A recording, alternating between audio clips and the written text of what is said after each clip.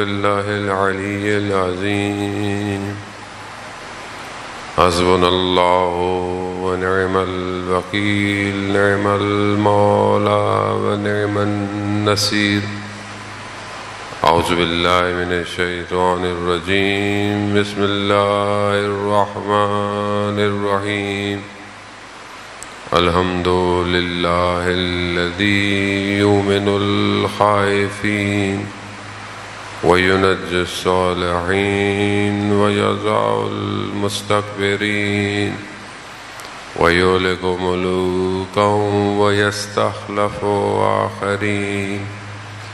والصلاة والسلام على رسول الثقلين محبوب رب المشرقين والمغربين جد الحسن والحسين نبينا سيدنا بالقاسم محمد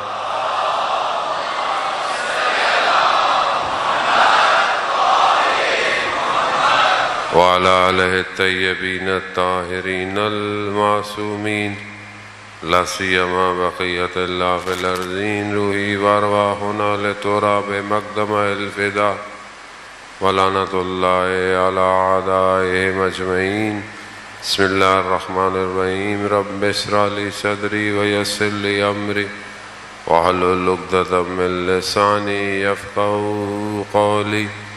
أما بعد، فقد قال الله تبارك وتعالى في كتاب الحكيم والقرآن المجيد: وما خلقت الجن والإنس إلا ليعبدون. صلوات بھیجے محمد بات.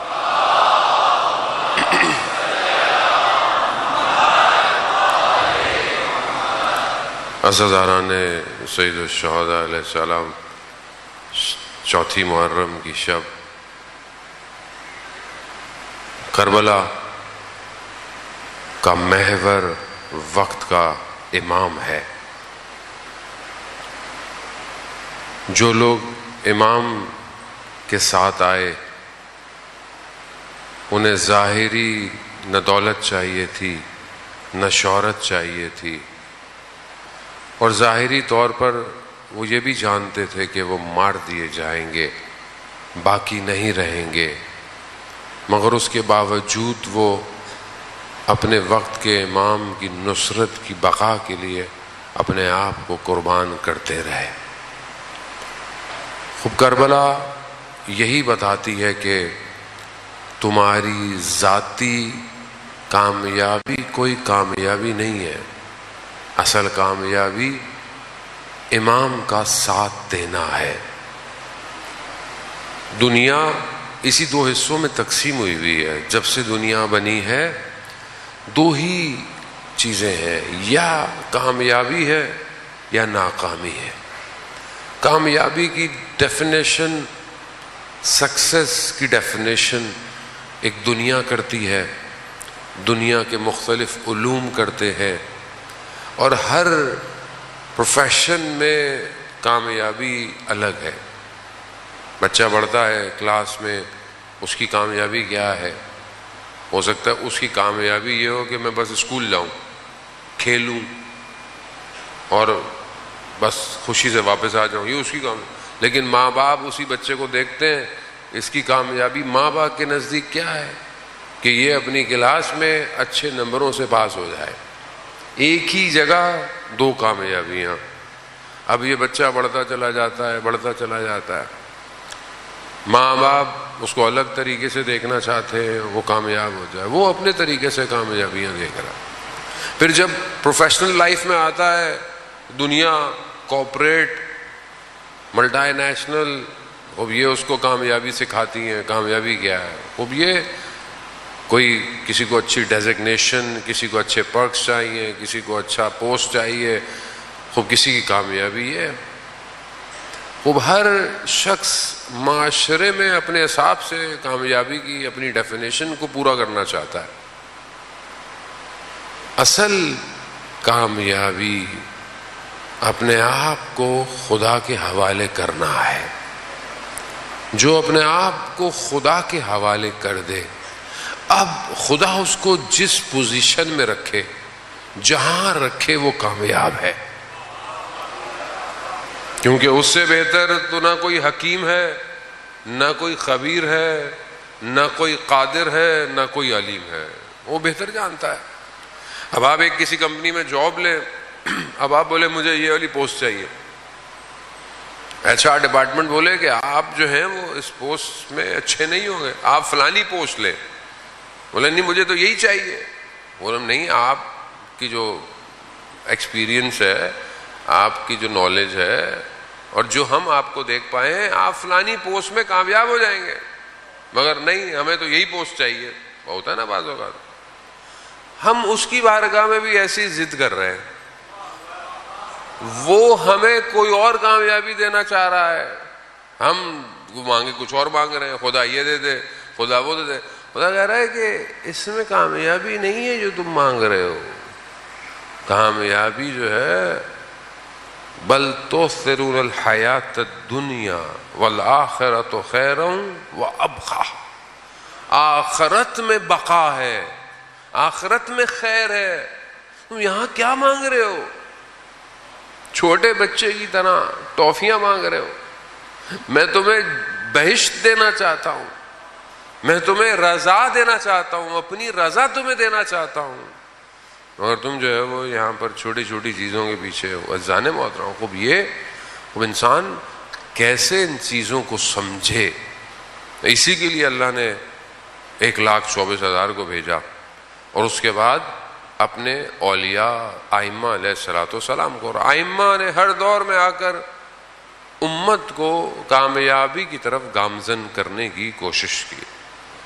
کربلا میں ایک طبقہ کہہ رہا ہے کہ ہم ان کو مار دیں تو ہم جیت جائیں گے، دوسری طرف طبقہ جو ہے وہ کہہ رہا ہے ہم مر جائیں تو جیت جائیں گے۔ بالکل اپوزٹ ہے نا، وہ کہہ رہے ہیں ہم ماریں گے تو جیتیں گے، وہ کہہ رہے ہیں ہم مریں گے تو جیتیں گے۔ خوب اب جیت کس کی ہے؟ جیت کا معیار اس پورے سینیریو میں کیا ہے؟ اب آپ بتائیں۔ کربلا چھوٹی بات تو نہیں ہے، کربلا ان بشریت کی بقا، لا الہ الا اللہ کی بقا، دین کی بقا، جو آیا ہے وہ وارث آدم، وارث نوح، وارث موسیٰ، وارث عیسیٰ ہے۔ خوب یہ جو آیا ہے خوب یہ بتائے گا کہ کامیابی کیا ہے۔ کامیابی مر جانا یا زندہ رہنے میں نہیں، کامیابی اپنے آپ کو امام پر قربان کرنا ہے۔ مر جاؤ تو بھی کامیاب ہو، بچ جاؤ مگر امام کے ساتھ ہو، مگر خوب جو بچ گئے ادھر، جو امام کے ساتھ اسیر ہو گئے، اسیر ہو کے جو گئے، بچے تھے، خواتین تھیں، مائیں تھیں، بیٹیاں تھیں، وہ تو اس طرح نہیں کٹ گئیں جس طرح، لیکن اسیر ہو گئے، لیکن کیونکہ امام کے ساتھ تھے اسی لیے کامیاب ہو گئے۔ عزیزان محترم، خوب ہم اپنی زندگی میں یہ جو بھاگ دوڑ کر رہے ہیں، اس میں امام کہاں ہے؟ یا امام کی طرف جا رہا ہوں کہ نہیں جا رہا؟ وہ فیصلہ آپ کے پاس ہے، شب و روز آپ کے پاس ہے، سب کچھ آپ کے اختیار میں ہے۔ آپ خود ڈیسائیڈ کریں کہ دنیا جو آج مجھے کامیابی کی طرف دعوت دے رہی ہے، اچھی بات ہے، آپ ایجوکیشن حاصل کریں، آپ پڑھائی کریں، آپ بزنس کریں، آپ کچھ بھی کریں، آپ جو آپ کو اللہ نے دیا ہے، آپ اپنے آپ کو بہتر تعلیم حاصل کریں، کوالٹیز لیں، ہنر حاصل کریں، سب کریں، لیکن یہ جو سب آپ کر رہے ہیں، یہ سب آپ کو کہاں لے کے جا رہا ہے؟ کہاں لے کے جا رہا ہے؟ آپ کی ہر روز صبح آپ کو امام کے قریب کر رہی ہے یا امام سے دور کر رہی ہے؟ آپ کا کام آپ کو امام کے قریب کر رہا ہے یا امام سے دور کر رہا ہے؟ آپ کے دوست آپ کو امام کے قریب کر رہے ہیں یا امام سے دور کر رہے ہیں؟ کوئی فیصلہ آپ کو کرنا ہے۔ ہر کوئی آپ کی انگلی تو پکڑ کے آپ کو چلا نہیں سکتا، اور امام سب کا ہے، نہ سنی کا ہے نہ شیعہ کا ہے۔ عزیزان محترم، کیونکہ بغیر امام کے یہ کائنات اپنے کمال پر نہیں پہنچ سکتی، یہ پروفڈ ہے، اس کے بغیر نہیں پہنچ سکتی، اس کا اختتام ممکن نہیں ہے جب تک آخری ظہور نہیں فرمائیں گے، ممکن نہیں ہے۔ اور اب چاہے کوئی بھی فرقے سے تعلق رکھتا ہو، کسی مذہب سے تعلق رکھتا ہو، اب بہت تیزی سے وقت آ گیا ہے کہ ہم اپنے آپ کو اپنے امام کے لیے تیار کریں، آمادہ کریں۔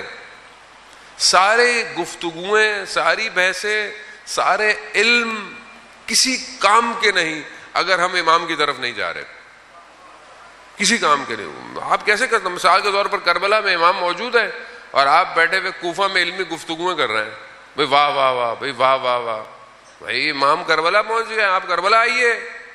آپ بولے نہیں نہیں، ہم تو یہاں علمی بحثیں کر رہے ہیں۔ علمی بحث کا کیا کریں گے؟ امام کو آپ کے وجود کی ضرورت ہے۔ اب یہی ہماری اجزان محترم ٹوٹی پھوٹی سی گفتگو ہے۔ چند دن میں خدا انشاءاللہ ہمیں توفیق دے کہ ہم چند دن کے بعد، بلکہ ہر روز ایسا ہو کہ جب ہم یہاں سے اٹھیں تو ہم ایک قدم امام سے قریب ہو جائیں۔ ہونا یہی چاہیے، ورنہ پھر ہم کربلا نہیں سننے آئے، ہم پھر کچھ اور کرنے آئے۔ اجزان محترم، چند چیزیں میں نے آپ کی خدمت میں بتائیں کہ کون سی چیزیں کوئی انسان کو امام کے قریب کر سکتی ہے۔ امام کا وجود خود ہمارے وجود کو تبدیل کر سکتا ہے، خود۔ حضرت موسیٰ کا آپ نے واقعہ سنا ہوگا، جب حضرت موسیٰ نے کہا نا کہ کوئی ایسا کوئی اور بھی ہے جس کو میرے سے زیادہ آتا ہے، تو خدا نے کہا ہاں ایک ہے، اس کے پاس جاؤ، اسے سیکھو جا کے۔ تو قرآن نے حضرت خضر کا نام نہیں لیا لیکن اس کا واقعے کو ذکر کیا۔ اب جب یہ پہنچے ہیں، سفر کیا ہے، انہوں نے کافی ٹریول کیا، اور یا حضرت ہارون کے ساتھ تھے یا ان کی کوئی اور وسیع ان کے ساتھ تھے یا یوشع کے ساتھ تھے۔ ایک جگہ پر بیٹھے تو ان کی آنکھ لگی، تو جب ان کی آنکھ کھلی تو انہوں نے مطلب جگہ کا پوچھا، تو وہ جو ساتھ تھے انہوں نے حضرت موسیٰ سے کہا کہ مچھلی جو ہے نا وہ جو لی ہوئی تھی وہ مردہ تھی، وہ لیکن اس میں جان آئی ہے اور اٹھ کے پانی میں چلی گئی۔ تو حضرت موسیٰ سمجھ گئے کہ وہ روح جو ہے نا، وہ روح بزرگ وہ یہیں کہیں ہے جس کے وجود کی وجہ سے مچھلی زندہ ہو گئی ہے۔ حضرت خضر روح بزرگ ہے، حضرت خضر ایسا نہیں ہے، حضرت خضر ابھی تک زندہ ہیں، ابھی تک زندہ ہیں۔ اب حضرت خضر جیسی شخصیت کے حضرت موسیٰ ان کے پاس آئے اور دیکھ رہے ہیں کہ ایک بڑی روح جب ہوتی ہے، بزرگ ہوتی ہے، اور یہ روح کش اصل روح ہے، پھر نفس ہے، اسی کے اندر عقل ہے، اور اسی کی جو سب سے بیسٹ جہت ہے وہ قلب ہے، کیونکہ قلب بہت وسیع ہے۔ قلب عالم کا مشاہدہ کرتا ہے، یہ آنکھ عالم کو نہیں دیکھ سکتی۔ حضرت ابراہیم علیہ السلام نے جو خدا سے کہا کہ پروردگار مجھے زمین اور آسمان کا ملکوت دکھا، یعنی جو حقیقت ہے وہ مجھے دکھا۔ ایسا نہیں تھا کہ ان کو خدا پہ یقین نہیں تھا، نہیں تھا، وہ کہا مجھے میں دیکھنا چاہتا ہوں، وہ دکھا، وہ اللہ نے دکھایا، وہ حقیقت کو دکھایا، ہر چیز کو کھول کر دکھایا۔ اسے یہ آنکھ نہیں دیکھ سکتی، اسے قلب کی آنکھ دیکھ سکتی ہے۔ اور جب قلب متوجہ ہو جائے تو وہ ان بڑی روحوں کو محسوس کرتے ہیں۔ کیوں؟ کیونکہ وہ اپنی باطن کی آنکھ سے انہیں دیکھ رہے ہوتے ہیں۔ جتنے لوگوں کی امام سے ملاقاتیں ہیں ان کی روحیں بہت بزرگ ہیں، کیونکہ کم ظرف آدمی امام کو نہیں دیکھ سکتا۔ آپ جانتے ہیں جو امام کے 4 نواب تھے، ان میں سے ایک نواب اور ان کے بھائی جو تھے وہ زیادہ سینئر تھے ہمارے لفظوں میں، لیکن ان کو امام نے اپنا نائب نہیں بنایا۔ کیوں نہیں بنایا؟ دوسرے کو بنایا۔ تو ان سے پوچھا کہ آپ کو کیوں نہیں بنایا، آپ کے بھائی کو کیوں بنایا؟ کہا کہ اگر ان کی ابا کے اندر بھی امام ہوگا تو لوگ کاٹ دیں گے مگر وہ نہیں بتائیں گے کہ امام کہاں ہے۔ اہل بیت کی پہلی شرط یہی ہے مومن کے لیے، ان کے رازوں کو راز رکھا جائے، پہلی چیز۔ اور امام بہت خوش ہوتے ہیں۔ امام نے پوچھا، امام جعفر صادق علیہ الصلوۃ والسلام، اللہم صلی علی امام نے پوچھا کہ جب تم بیٹھتے ہو آپس میں تو کیا کرتے ہو؟ کہ مولا جب ہم آپس میں جمع ہوتے ہیں تو آپ کا ذکر کرتے ہیں، آپ کے جد کا ذکر کرتے ہیں۔ تو امام فرماتے ہیں کہ ہمیں بہت خوشی ہوتی ہے اس بات سے کہ تم جب بیٹھتے ہو اور ہمارا ذکر کرتے ہو۔ یہ جو ہم بیٹھے ہوئے ہیں ہم امام کے دل کو خوش کر رہے ہیں، اور جو قلب امام کو خوش کر دے، عزیزان محترم، اس سے بہتر کوئی اور کام نہیں ہے۔ روایات تو یہ کہتی ہیں کہ مومن کے دل میں دل کو خوش کرو، ادخال سرور کرو مومن کے دل کو۔ امام فرماتے ہیں کہ مومن کے دل کو خوش کرو، جو مومن کے دل کو خوش کرے گا گویا اس نے ہمیں خوش کیا۔ تو مومن کے دل کو کیسے خوش کرے؟ کوئی اچھا مشورہ دے دیں، کسی کو کوئی ضرورت ہے تو پوری کر دیں، مومن کو خوش کر رہے ہیں۔ کوئی مومن آپ سے تقاضا کرے آپ اس کو خوش کر دیں۔ مشہور واقعہ میں پہلے کئی دفعہ آپ کی خدمت میں عرض کر چکا ہوں، شخص چھٹے امام کی خدمت میں گیا، اہواز کا رہنے والا تھا، کہا مولا وہاں کا جو گورنر ہے وہ آپ کا جاننے والا ہے، آپ کا چاہنے والا ہے، مشکل ہے، میری اس سال آمدنی نہیں ہوئی، لیکن وہ مجھ سے مالیات ٹیکس میں دے دیتا اگر میرے پاس پیسے ہوتے، میری آمدنی نہیں ہوئی، اگر آپ لطف کریں تو اسے کچھ کہہ دیں کہ وہ مجھے معاف کر دے۔ امام نے بسم اللہ خط لکھا کہ یہ تمہارے پاس آئے گا، اس کو خوش کر دینا، بس امام نے اتنا لکھا، لیٹر لے کے چلا گیا۔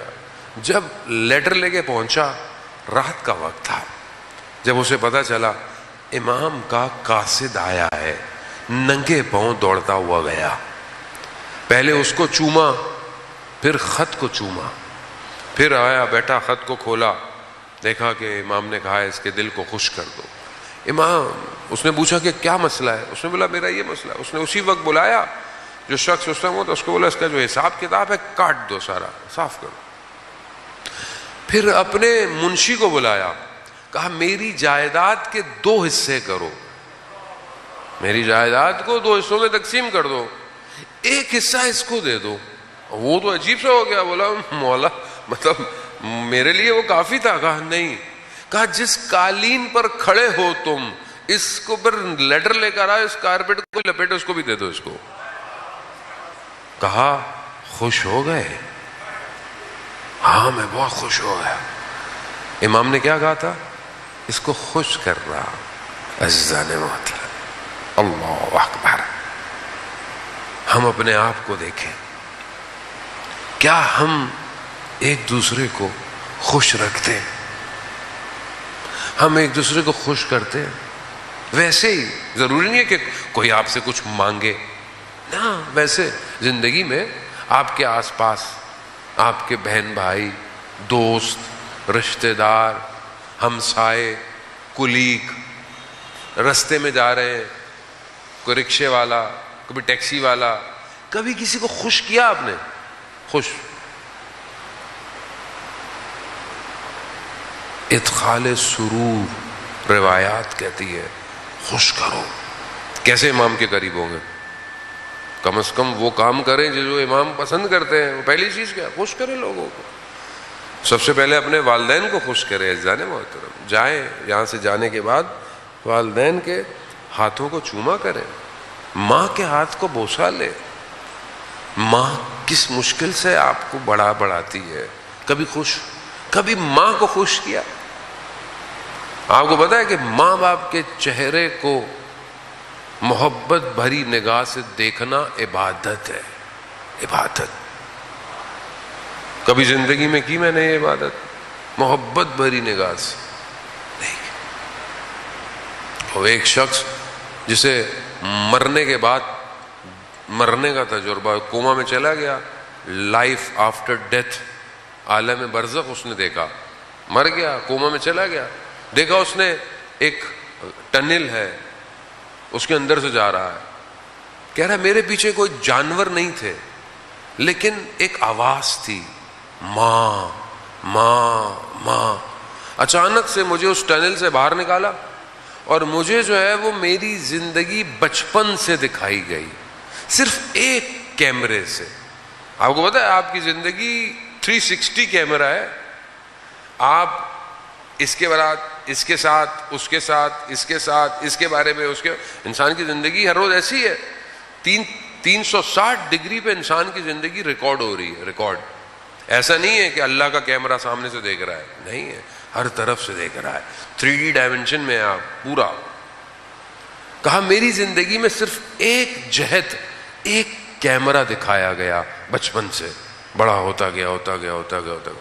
اور یہ بچہ جوان باادب جوان تھا, برا نہیں تھا, لیکن اس کو صرف ایک احساس دلایا کہ تم نے کبھی زندگی میں محبت بھری نگاہ سے اپنی ماں کو نہیں دیکھا, کبھی نہیں دیکھا.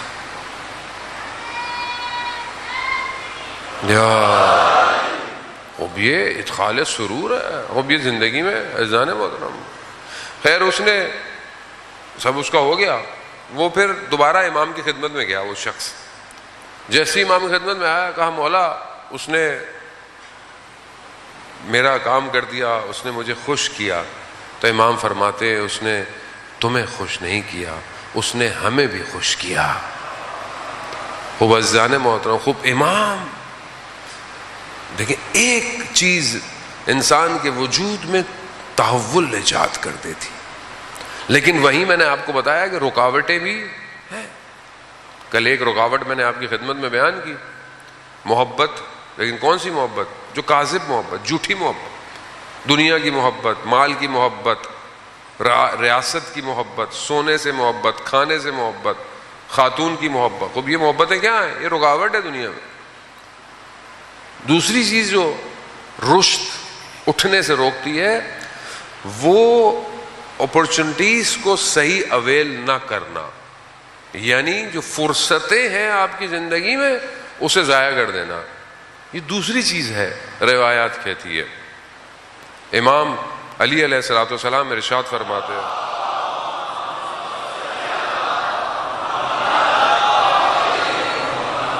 امام ارشاد فرماتے ہیں کہ تمہاری زندگی کی فرصتیں بادلوں کی طرح ہیں. جیسے بادل تمہارے سر سے گزر جاتا ہے, تمہاری زندگی کی فرصتیں بھی گزر جائیں گی. اللہ اکبر, یا رسول اللہ, یا علی, یا اللہم صلی محمد. وزان محترم, خوب فرصت انسان کی زندگی میں ہے.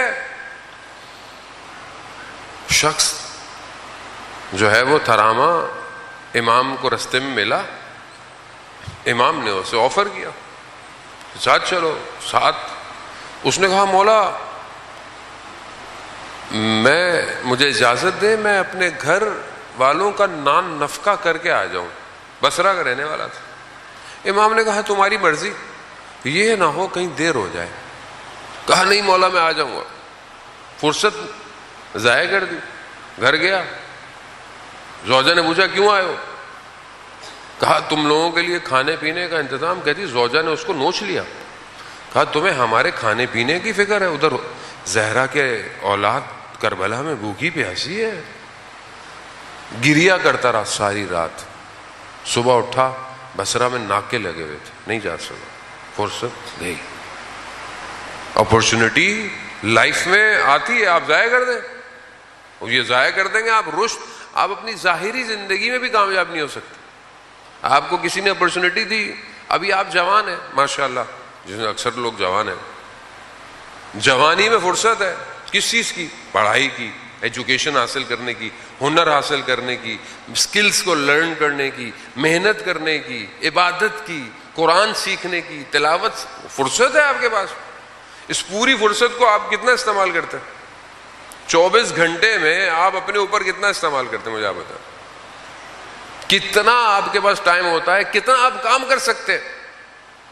3 سال سے لے کر 5 سال کا بچہ قرآن حفظ کر لیتا ہے, حفظ کر لیتا ہے. 5-6 سال تک کا بچہ دنیا کی کئی زبانیں سیکھ سکتا ہے. لیکن آج کل تو بچے بیٹھے ہوئے آئی پیڈ پہ گیم ہی کھیل رہے ہیں. کیوں؟ کیونکہ ماں باپ کو پتہ ہی نہیں ہے کہ بچے کی تربیت کیسے کرنی ہے. آپ بھی اپنا ٹائم ضائع کر رہے ہیں, بچے بھی نیٹ فلکس ہی دیکھ رہی ہے, ٹی وی دیکھ رہی ہے, اولڈ ڈرامے چل رہے ہیں, 50 قسطیں 100 قسطیں, یہی چل رہا ہے, پوری قوم اس کے ساتھ چل رہی ہے. فرصت, یہی فرصت. میں یہ نہیں کہتا کہ آپ کی لائف میں انٹرٹینمنٹ نہ ہو یا کوئی چیزیں نہ ہو, نہیں, حلال ہو, سب کچھ جو ہو حلال ہونا چاہیے, لیکن یہ فرصت نہیں ملے گی پھر. یہ جو ابھی فرصت ہے, یہ جو برین میں سکلز ہے, یہ جو اپرچونٹی ہے, آپ بہت اچھے میتھس پڑھ سکتے ہیں, آپ انجینئر بن سکتے ہیں, آپ سورس کوڈنگ سیکھ سکتے ہیں, آپ آرٹیفیشل انٹیلیجنس ڈیولپر بن سکتے ہیں, آپ بہت کچھ کر سکتے ہیں. سب کے برین ایک جیسے ہیں. کسی کو, بعض اوقات بہت سے لوگوں کو دیکھیں زندگی میں موقع ہی نہیں ملتا, اپرچونٹی نہیں ملتی ہے. آپ کے پاس, بہت ساروں کے پاس اپرچونٹی ہے. آج کل تو ہر چیز فری ہے, آج کل تو پیسے بھی نہیں لگ رہے. یوٹیوب پہ آپ دنیا جان کی چیز سیکھنا چاہیں سیکھ لیں, مگر آپ سیکھیں تو صحیح. یوٹیوب پہ آپ کیا نہیں سیکھ سکتے, کیا چیز نہیں ہے. لیکن ہمارے پاس ٹائم ہی نہیں ہے مولانا صاحب, ہم سے زیادہ مصروف آدمی کوئی نہیں ہے دنیا میں. تو یہ فرصت, چلیں باقی ساری چیزیں چھوڑ دیں. پورے 24 گھنٹے میں ہمارے پاس قرآن پڑھنے کا کتنی فرصت ہے؟ پورے 24 گھنٹے میں ہمارے پاس قرآن پڑھنے کے لیے کتنی فرصت ہے, کتنا ٹائم ہے؟ مریں گے جب, قبر میں جائیں گے, تب آپ کو اور مجھے بھی, میں آپ کو کیوں کہوں, مجھے احساس ہوگا کتنی فرصت تھی کلام الہی کو لمس کرنے کی, اور میں نے نہیں کی. مرنے کے بعد قبر دیکھی تو کیا دیکھا؟ مرنے سے پہلے اپنی قبر دیکھے, مرنے کے بعد آپ نے حقائق دیکھے تو کیا دیکھا؟ مرنے سے پہلے دیکھے نا کہ آپ کے ساتھ کیا ہونے والا ہے. یہ فرصت کس کے پاس ہے؟ یہ فرصت ہمارے پاس. اولیاء خدا ایک لمحہ اپنا ضائع نہیں کرتے تھے, ایک لمحہ. آیت اللہ عظمی بہجت, اللہم صلی علی محمد. آیت اللہ عظمی بہجت کے استاد آیت اللہ قاضی طباطبائی رضوان اللہ تعالی علیہ, ان کے شاگرد بتاتے ہیں کہ ہم نے استاد کے زبان میں گڑھا دیکھا, گڑھا. تو ہم نے پوچھا استاد یہ کیا ہے؟ آیت اللہ غازی فرماتے ہیں کہ میں نے 25 سال اپنی زبان کے نیچے پتھر رکھا ہے. کہا کیوں؟ کہا فضول بولنا نہ پڑے. میں یہ نہیں کہتا کہ اب آپ لوگ منہ میں پتھر رکھے, ہم رکھ بھی نہیں سکتے. کیوں؟ کیونکہ فرصت ہے. جو حکمت کے دروازے سکوت میں کھلتے ہیں وہ شور میں نہیں کھلتے. خمی فرصت ہے, تفکر فرصت ہے. اس لیے تو حدیث ہے نا کہ عابد کی جو ہے وہ پتہ نہیں کتنی 70 سال کی عبادت اور ایک لمحے کا تفکر یا 1 گھنٹے کا تفکر اس کی عبادت سے افضل ہے. عابد کیسا عابد؟ ایک عابد بنی اسرائیل کا عبادت, بہترین عبادت. تو ملائکہ نے کہا پروردگار تیرا اتنا بہترین بندہ ہے, عبادت ہی کرتا رہتا ہے, عبادت, اس کو کچھ دے. تو کہا کہ میں اس کو کیا دوں؟ کہا جاؤ خود ہی جا کے پوچھ لو, خود ہی جا کے پوچھ لو. یہ صرف سجدے کر رہا ہے, اسے بصیرت نہیں ہے, یہ بس عبادت کر رہا ہے. ملائکہ شخص کی صورت میں گیا, کہا کہ میں خدا کی طرف سے کوئی چیز, تمہاری خواہش, کوئی دعا, کوئی چیز چاہیے. اب بہترین اس کے پاس پانی, ہریالی, عبادت, مزے کر رہا ہے. تو کہا کہ وہ چیز چاہیے خدا کی طرف سے. کہا ہاں, اگر کوئی گدھا ہوتا تو کم از کم یہ گھاس ضائع تو نہ ہوتی, گھاس کھا لیتا. تو پھر خدا نے ملائکہ سے کہا دیکھا میں تمہیں نہیں کہتا تھا یہ بے بصیرت عبادت کر رہا ہے.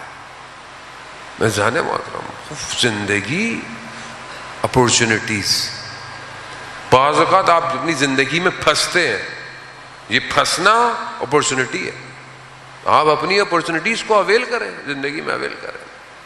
جو امام حسین علیہ السلام کے ساتھ آیا اس نے اس اپورچونٹی کو اویل کیا، فرصت ملی اس کو، موقع ملا اس کو. جیسے ہی موقع ملا امام نے اشارہ کیا، آ گیا امام کے پاس. اپورچونٹی اور بھی لوگوں کو ملی. تو کیا ہم اپنی زندگی میں اس فرصتوں کو ضائع کر رہے ہیں؟ نہیں کر رہے. تیسری چیز خوف. خوف انسان کو رشد سے روک دیتا ہے. انسان کو خوف ہو، میری جان میرا مال یہ ساری چیزیں چلی جائیں گی، انسان کو خوف ہے. جن کو خوف تھا وہ کوفہ سے کربلا نہیں آئے. جن کو جان کا خوف تھا، مال کا خوف تھا، وہ نہیں آئے. اور جن بعض لوگ جو دوسری طرف تھے امام کے سامنے، ان کو بھی یہی خوف تھا کہ یہ نہ ہو کہ ہمیں کچھ مل جائے، ہمارے گھر والوں کو جلا دیا جائے. انہوں نے کیا کیا؟ انہوں نے بھی یہی کیا. خوب انسان یہ چیزیں قربت امام سے انسان کو دور کر دیتی ہے. بس بہت تیزی سے میں اس گفتگو کو سمیٹوں. عزیزان محترم، ایک چیز ضد ہے، لجاجت، یعنی انسان اپنی زندگی میں ضد کرتا ہے. یہ چیزیں رکاوٹ دیتی ہیں انسان کو حاصل کرنے میں. اگر آپ زندگی میں ہر چیز میں بہت سخت ہیں تو کبھی بھی ہدایت آپ کی طرف نہیں بڑھے گی. موقع آئے گا ضائع کر دیں گے. انسان کی زندگی میں بیداری کا موقع ملتا ہے. امام ہر کسی کی زندگی میں اسے موقع دیتے ہیں. آپ یہ نہیں کہہ سکتے کہ ہماری زندگی میں موقع نہیں ملا، ہم اپنے امام کا ساتھ کیسے دیتے. اس لیے تو کہا ہے کہ جب بھی کربلا والوں کو یاد کرو تو یا لیتنی کنت معکم فافوز، کاش ہم آپ لوگوں کے ساتھ ہوتے تو کامیاب ہو جاتے.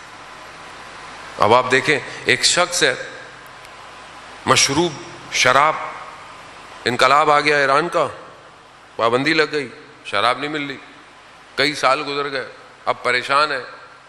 مشہد میں رہتا ہے، حرم نظر آیا، اب کہیں اور تو سمجھ میں آیا نہیں، تو امام سے کہتا ہے کہ آپ کے پاس اتنی قدرت ہے اور میں جو ہوں بغیر مشروب کے ہوں. پیچھے سے اب اس کو خود نہیں پتا کہ وہ کر کیا رہا ہے. پیچھے سے شخص نے بولا کہ کیا چیخ رہے ہو، کیوں چیخ رہے ہو؟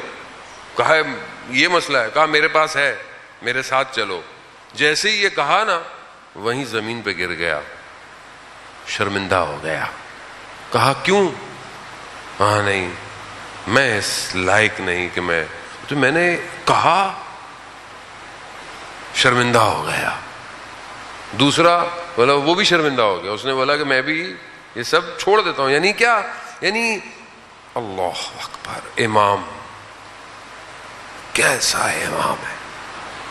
یعنی امام نے یہ نہیں کہا کہ یہ کیا مانگ رہا ہے، کیسے. اور ہم لوگ کیسے، ہم کسی کو دیکھتے ہیں تو اس کو کیا کہتے ہیں؟ تمہارا تو بیٹا کچھ نہیں ہونے والا، تم تو جنت ونت میں نہیں جاؤ گے، تم کچھ بھی ہم کون ہوتے ہیں؟ کوئی نیاز کھانے آتا ہے، آنے دو. کوئی تھوڑی دیر کے لیے آتا ہے، آنے دو. کوئی ماتم کرنے آتا ہے، آنے دو، آنے دو.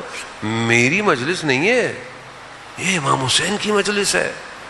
شاید تھوڑی دیر میں تبدیل ہو جائے، شاید آخری آنے والا سب سے پہلی صف میں چلا جائے، ہمیں نہیں پتا. وہ یہ امام ہے، امام نے اس کو تبدیل کر دیا. اور وہ جب گھر سے آیا تھا تو اپنی بیوی کو بہت مار کے آیا تھا، بہت مار کے آیا تھا. جب واپس گیا دروازہ کھٹکھٹایا تو اس کی بیوی دروازے کے پیچھے تھی. تو اس نے ایک جملہ کہا، مجھے اندر آنے دو، میں اب آدم ہو گیا ہوں، انسان بن گیا ہوں. بیوی نے جملہ سنا، بے ہوش گر گئی. دروازہ باقاعدہ کھلوایا گیا، اندر گیا، بیوی کو ہوش آیا. کہا تمہیں کیا ہو گیا تھا؟ کہا جب تم اتنے مجھے مار کے گئے تھے میں نے امام رضا سے کہا تھا کہ مولا یہ اب گھر نہ آئے اگر یہ آدم نہ ہو، آدم نہ ہو. یا علی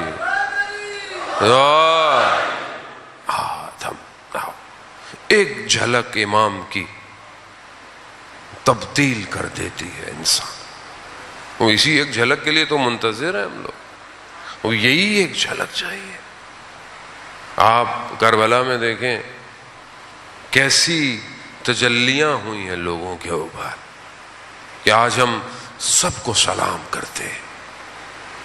تو خوف اپنے وجود سے باہر نکل. خوف رکھے کس کا؟ خدا کا. بس دنیا کا خوف، مر جانے کا خوف، چھن جانے کا خوف نہیں ہے کچھ. جتنا خوف ہوگا اتنا آپ کے پیچھے دنیا بھاگے گی. آپ خوف ختم کر دیں. تاریکی سے، اندھیرے سے خوف کس کو ہوتا ہے؟ بچے کو. بعض اوقات بچوں کو. آپ اندھیرے میں جا کے بچے کو چھوڑ دیں، خوف ختم ہو جائے گا. خوف ہوتا ہے نا. آپ زندگی میں جس چیز سے خوف ہے اس کو عمل انجام کریں.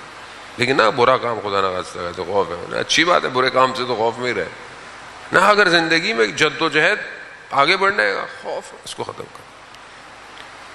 آخری چیز آج کی گفتگو کی اور بہرحال آپ سے التماس سے دعا، مایوسی، نا امیدی، یہ انسان کو رشد کرنے سے روکتی ہے.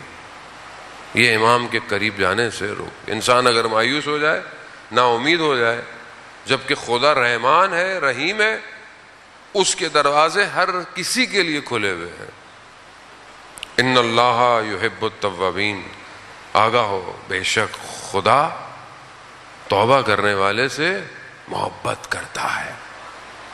کوئی بھی شخص رسول کے پاس آیا، رسول خدا سے پوچھا، یا رسول اللہ، قیامت والے دن حساب کتاب کون کرے گا؟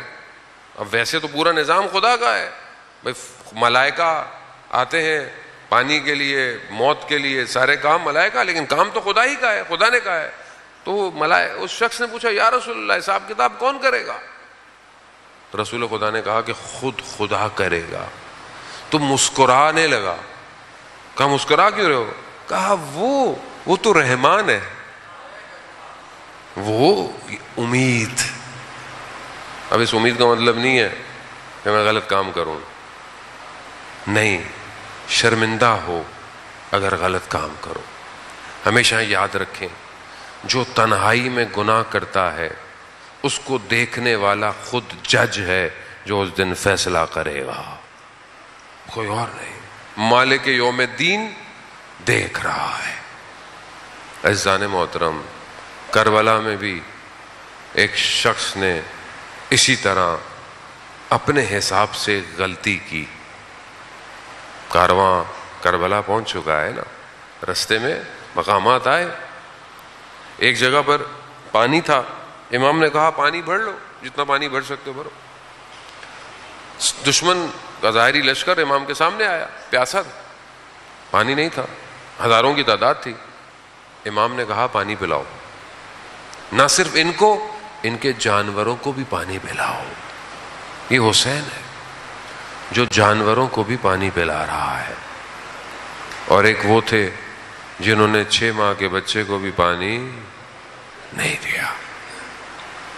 پانی پلایا، شراب کیا، جانے لگے، روک لیا. ہم دیکھیں خدا کیسا رحمان ہے. امام ہادی ہے، تجلی کرتا ہے. حر نے سواری پکڑی، کیا کہا؟ امام نے کیا کہا؟ کہا حر تیری ماں تیری عزا میں بیٹھے. یہ جملہ حر کے دل کو جا کے بیدار کر گیا. حر نے اس کے جواب میں کیا کہا؟ کیا کہا؟ کہا مولا اگر کوئی اور شخص ہوتا تو میں اسے بھی یہی کہتا، مگر آپ کی ماں کا احترام بہت زیادہ ہے. بس ایک احترام، بقا آپ کے سامنے. حضرت حر کا مقام، آیت اللہ حائری جزدی جنہوں نے حوض علمیہ کم بنایا، وہ کہتے ہیں میں حضرت حر سے توسل کر کے میں نے کم کا حوضہ بنایا ہے. یعنی ایک شخص آپ کو پتا ہے کم کا حوضہ کتنا بڑا؟ 110 ملکوں کے طالب علم پڑھتے ہیں, الگ الگ زبانوں میں پوری دنیا میں جاتے ہیں, نور اہل بیت کا پھیل رہا ہے. ایک شخص جو آخر میں آیا, سب سے پہلے گیا, اس کا وجود کتنا پربرکت ہوا ہے, کتنا اس کے وجود سے نور نکل رہا ہے, بس ایک احترام کی وجہ سے. مولا میں آپ کی ماں کا نام نہیں لے سکتا. اللہ اکبر. بس یہ کہنا تھا شب عاشور حر ٹہل رہا ہے. پوچھنے والے نے پوچھا حر کیا ہوا؟ میں تو تمہیں کوفہ کا سب سے شجاع شخص سمجھتا تھا. کہا قرار یہ نہیں تھا کہ جنگ ہو, یہ قرار نہیں تھا. کہا پھر بس جنت اور جہنم کے درمیان میں دیکھ رہا ہوں. ملا قلی حسین حمدانی فرماتے ہیں کہ جو سورہ انا انزلنا کی تفسیر ہے نا, کہ وما ادراک ما لیلۃ القدر, لیلۃ القدر کیا ہے؟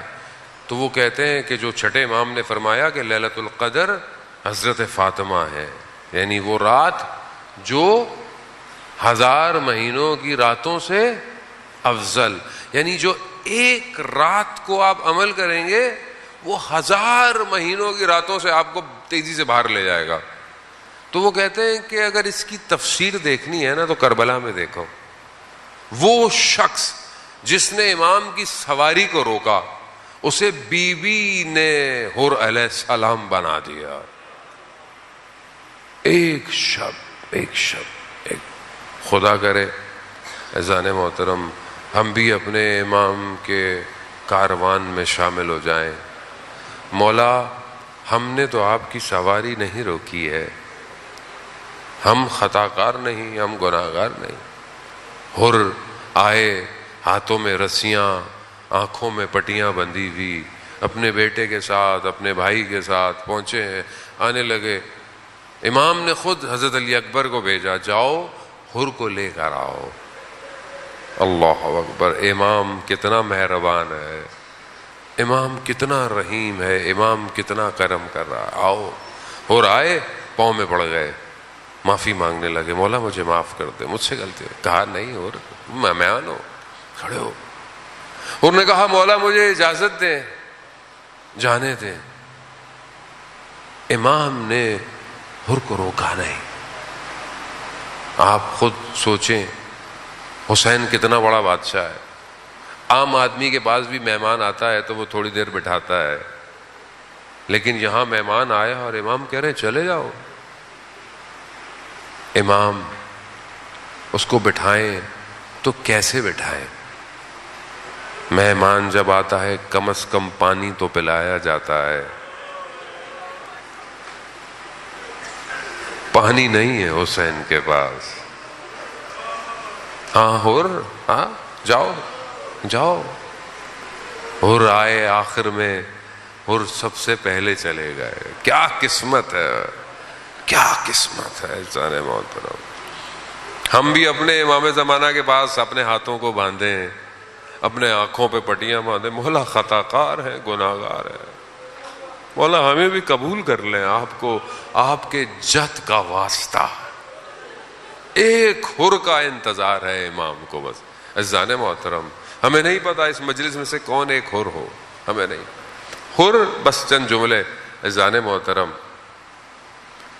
حر جانے لگے, جاتے ہوئے اجازت دی, مولا اجازت دے میں اہل حرم سے معافی مانگ لوں. ہاں. اور اہل حرم کے خیموں کے پاس گئے, خاک کربلا اپنے سر پہ ڈالی, اپنے ہاتھوں کو جوڑا اور کہا اے علی کی شہزادیوں, قیامت میں اپنی ماں سے میری شکایت مت کیجیے گا، شکایت مت۔ اور جانتا ہے نا غلطی ہو گئی ہے، نہ روکا ہوتا تو نہ یہ حال ہوتا۔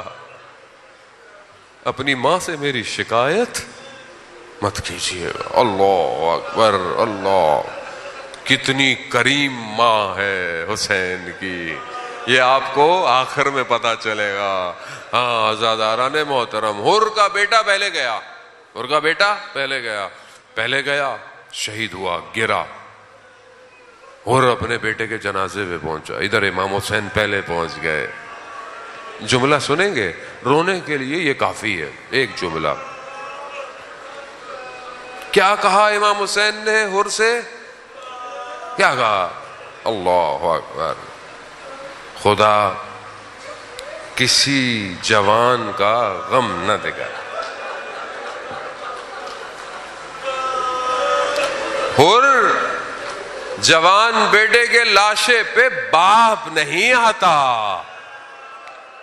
اللہ اکبر، میں کہوں گا حر اگر زندہ رہتے تو دیکھتے جوان بیٹے کے لاشے پر حسین کیسے آتا ہے۔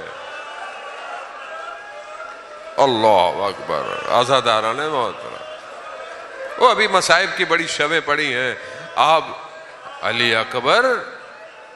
علی اکبر وہ جوان ہے جس کے لیے جتنا رویا جائے۔ اللہ اکبر، شخص، بس چند جملے، بس ایک واقعہ حرم میں امام حسین کا یاد آیا۔ شخص کہتا ہے کہ میں حرم میں بیٹھا ہوا تھا، ایک شخص میرے برابر میں آیا، امام وقت کا امام تھا، مجھے نہیں پتا امام ہے، میں نے کہا میں امام سے ملنا چاہتا ہوں، تو اس شخص نے کہا کہ وہ جو شخص بیٹھا ہے نا اس کی امام سے ملاقات ہوتی ہے۔ میں اس کے پاس چلا گیا، میں نے اس سے پوچھا تمہاری امام سے ملاقات ہوتی ہے؟ کہتے ہیں ہاں، حرم میں امام مجھے کبھی کبھی ملتے ہیں۔ کہا کیا کہتے ہیں؟ کہا مجھے حرم میں ملتے ہیں تو کہتے ہیں شخص یہ جو فلانی جگہ دیکھ رہے ہو نا، یہ وہ مقام ہے جہاں علی اکبر گرا تھا۔ کہا مجھے کبھی دکھاتے ہیں یہ وہ مقام ہے جہاں پر علی اصغر کو تیر لگا تھا۔ پھر اور کیا کہتے ہیں؟ کہا مجھے بتاتے ہیں یہاں میری پھوپھی جان کھڑی ہوئی تھی۔ تو پھر اس شخص نے اس سے پوچھا کیا تو اس شخص کو جانتا ہے جو تیرے برابر میں بیٹھا؟ کہا میں نہیں جانتا۔ کہا وہی تو امام ہے۔ کہا اسی لیے وہ بار بار کہہ رہا تھا اے میری پھوپھی جان، اے میری پھوپھی جان۔ اللہ، ہاں عزاداران کربلا ایسے ہے۔ بس آخری جملہ، بڑا آپ نے گریہ کیا، حضرت حر ہم سب کی شفاعت کریں، سب کی شفاعت کریں۔ بس آخری جملہ کہوں گا، یہ جو وہاں حضرت حر نے معافی مانگی نا کہ اے علی کی شہزادیوں، روز قیامت میں اپنی ماں سے میری شکایت نہ کرنا۔ ماں کتنی کریم، حر گرے، حر کے سر پہ شقاف لگا، اللہ اکبر، قیامت تو دور کی بات، حسین نے اپنی ماں کا رومال نکالا، حر کے ماتھے پر باندھا، اللہ اکبر۔ بس یہی بتانا ہوگا، حر تو پریشان کیوں ہوتا ہے؟ تو قیامت کا انتظار کیوں کرتا ہے؟ زہرا کا رومال تیرے ماتھے پر یہ بتا رہا ہے حر ہم نے تجھے معاف کر دیا۔ بس جب حر گرے تو پھر امام نے دوبارہ حر کی ماں کی طرف سے جملہ کہا، حر